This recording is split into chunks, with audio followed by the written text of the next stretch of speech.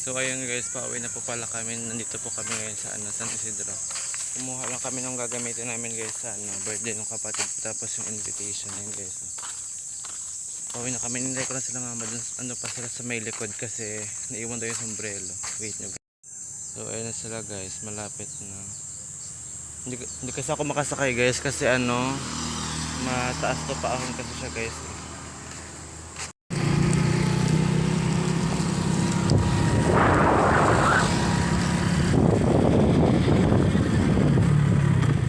Hindi man ay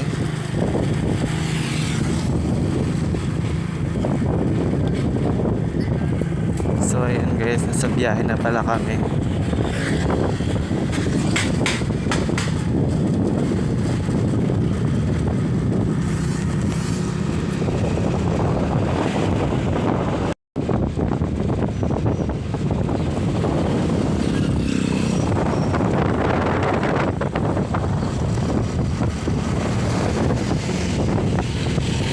Guys, school yan ng ano pang school to.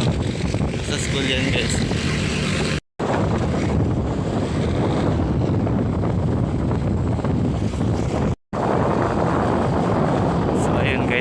So ayun guys, update ko na lang kayo ngayon.